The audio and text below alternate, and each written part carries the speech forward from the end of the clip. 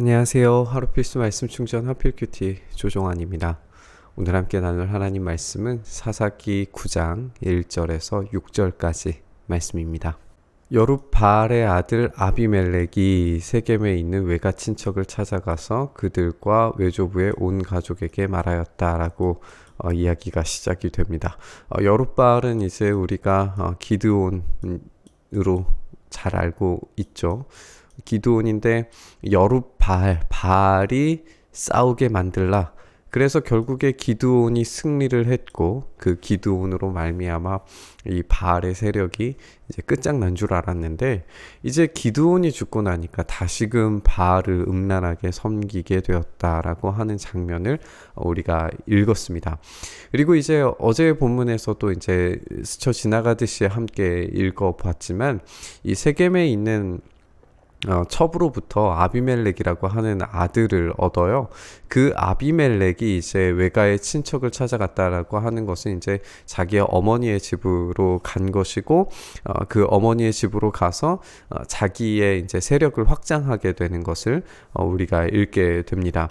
그래서 이제 이렇게 이야기하죠. 세겜 성읍의 모든 사람들에게 물어보아 주십시오. 여룻바알의 아들 70명이 모두 다스리는 것하고 한 사람이 다스리는 것하고 어느 것이 더 좋은지 물어봐 주십시오라고 이렇게 이야기하고 있어요.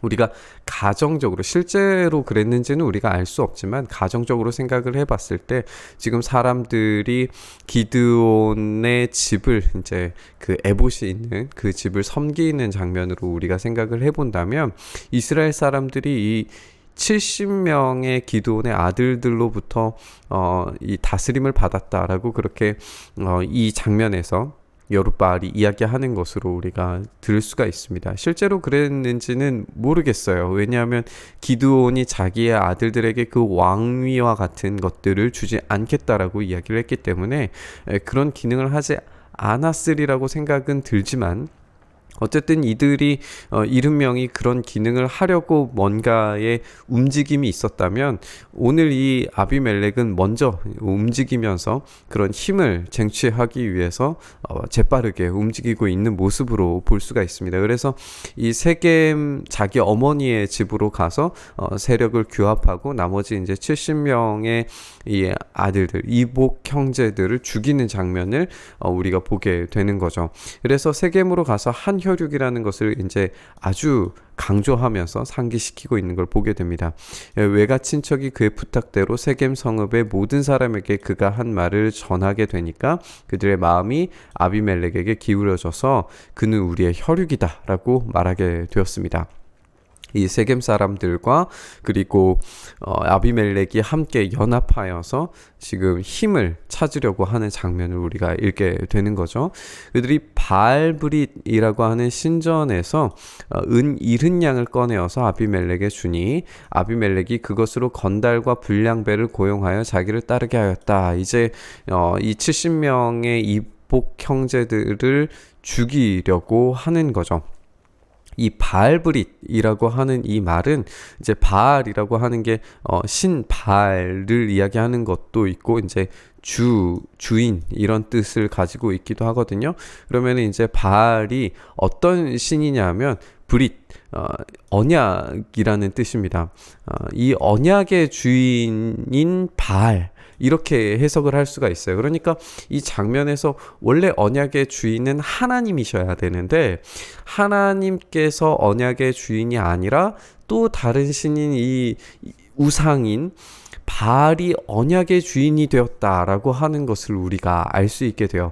그러니까 하나님께서 계명을 주시고 하나님과 언약을 했고 이스라엘 백성들은 언약의 족속으로서 백성들로서 하나님과의 그 언약 관계 안에 살아가는 사람들이었는데 그 언약을 깨뜨리고 지금 새로운 언약을 체결하고 그 언약의 새로운 주인에게 지금 은을 70양을 받아서 그것으로 사람을 죽이는 데 사용을 하고 있단 말이에요.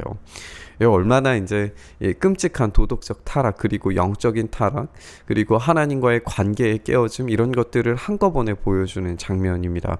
그리고 이제 70양이라고 하는 것도 70명의 이 아들들을 한 명당 은 하나로 쳐서 아마도 받았으리라고 생각이 들게 되죠.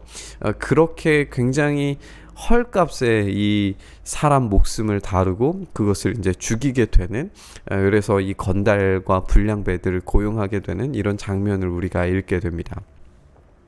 그리고 그는 오브라에 있는 아버지의 집으로 가서 자기 형제들 곧 여룻바알의 아들 70명을 한 바위 위에서 죽이게 됩니다.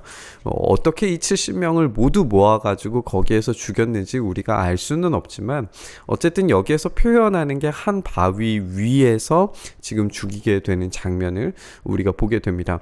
세겜 사람들과 아비멜렉이 지금 연합하였고 이 세겜 사람들과 아비멜렉이 한 바위 위에서 70명의 형제들을 죽이게 되는 그런 장면. 세겜 사람들은 어떻게 보면 이제 외가 쪽 형제들인 거죠. 외가 쪽 형제들이 자기의 친가 쪽 형제들을 죽이게 되는 끔찍한 살인의 장면을 우리가 읽게 됩니다. 그때 이제 여룻바알의 막내 아들 요담이 숨어 있어서 살아남게 되는데 세겜 성읍의 모든 사람들과 밀로의 온 집안이 세겜에 있는 돌기둥 곁에 상수리 나무 아래로 가서 아비멜렉을 이제 왕으로 삼게 되는 장면까지 우리가 보게 됩니다. 이렇게 자기의 아버지가 왕이다 라고 하는 이름을 가진 이 아비멜렉이 왕이 되었습니다. 우리가 이 장면을 어떻게 이해하는 게 좋을까요? 이 아비멜렉의 등장은 굉장히 끔찍합니다. 왜냐하면 하나님께서 왕이 되셔야 되는데 그 자리를 지금 아비멜렉이 찬탈하고 있는 거예요. 기드온은 왜 아비멜렉에게 이런 이름을 주었을까요? 그리고 아비멜렉이 왕이 됨으로써 이 사사기 전체에서 주는 메시지가 어떤 것일까요? 우리가 이 부분을 좀 깊이 생각해야 될 필요가 있는 것 같습니다. 하나님이 아닌 것으로 왕을 삼을 때 비극은 극대화됩니다. 바알이 스스로 싸우게 만들라고 이름지었던 이 기드온이 있을 때는 바알이 철저한 패배를 맛봤는데 바알이 이기지 못했던 기드온이 죽으니까 그의 아들이 왕이 되고 다시금 바알이 왕이 되는데 금액을 지불하고 자기의 영향력을 펼치는 이런 모습을 우리가 보게 됩니다. 우리 하나님은 약속의 하나님이세요. 그런데 그 약속의 하나님을 바알이 언약의 주인이다 라고 그렇게 생각하면서 하나님을 대체하고 있고 하나님이 아닌 인간 왕을 세우려고 하니까 형제 70명을 잔인하게 죽이는, 형제가 형제를 죽이게 되는 이런 끔찍한 일이 벌어지게 되는 걸 우리가 보게 됩니다. 하나님과의 약속이 깨지는 순간부터 이 사탄의 세력은 죽이고 빼앗고 갈취하고 파괴시키는 일들을 자행합니다. 우리 예수님께서 요한복음 10장에서 말씀하신 것처럼 선한 목자이신 우리 예수님은 양들을 위하여서 목숨을 버리심으로써 생명을 얻게 하고 더 풍성하게 만드시지만 도둑이 오는 것은 도둑질하고 죽이고 빼앗고 멸망시키는 것이라고 말씀하셨어요. 그러니까 하나님이 주인 되시지 않은 그 다른 어떤 것들이 주인이 되는 순간에 도둑질하고 죽이고 빼앗고 멸망시키는 일들은 자연스럽게 벌어진다는 사실입니다. 우리의 주인 되신 예수님을 왕의 자리에서 박탈시키고 우리가 가지고 있는 힘과 세상적인 계산으로 어떤 대가든지 달게 받으리라는 식으로 살게 되면 하나님은 그에 합당한 대가와 형벌을 내리실 겁니다. 아비멜렉의 이름처럼 아버지는 왕이라고 하는 이 말이 기드온이 아니라 하나님이 나의 아버지시다라고 생각하면서 하나님만이 나의 왕이시다 그렇게 생각을 했어야 했음을 우리가 기억해야 됩니다. 우리 또한 사실 아비멜렉입니다. 온 우주의 왕이신 하나님께서 우리의 아버지이십니다. 그런데 그 자리를 찬탈하고 다른 우상들로 다른 욕망으로 채울 때에 그 자리에 왕위를 올려놓을 때에 재앙은 시작되고 하나님의 심판이 시작이 됩니다. 우리의 주인 삼은 것, 우리가 왕으로 앉아있는 것들을 점검해 봤으면 좋겠습니다. 오로지 하나님만이 우리의 왕 되시기를 바랍니다. 그때에 우리의 삶은 정상적으로 살아내어질 수 있습니다. 우리가 하나님 대신 왕으로 삼았던 그 모든 것들을 다 내려놓고 하나님만이 우리의 왕 되시기를, 우리가 아비멜렉, 온 우주의 왕이신 하나님께서 우리의 아버지시다라고만 고백할 수 있는 우리의 삶이 될 수 있기를 간절히 소망하면서 오늘 말씀 묵상했으면 좋겠습니다. 주님, 그렇습니다. 하나님께서만 우리의 아버지이시며 하나님께서만 우리의 왕이십니다. 주님의 그 다스리심과 통치 아래 우리가 온전히 머물게 하여 주시옵소서. 하나님이 아닌 다른 것들을 자꾸만 왕의 자리에 올리려고 하는 우리의 추악한 욕망들을 주님 용서하시고 불쌍히 여겨 주시옵소서.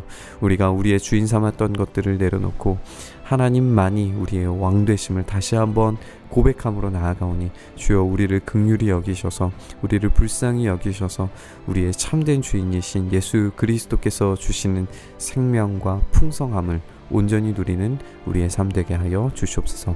그렇게 우리 가운데 일하시기를 간절히 소망하며 우리 주님 예수 그리스도의 이름으로 기도드리옵나이다. 아멘.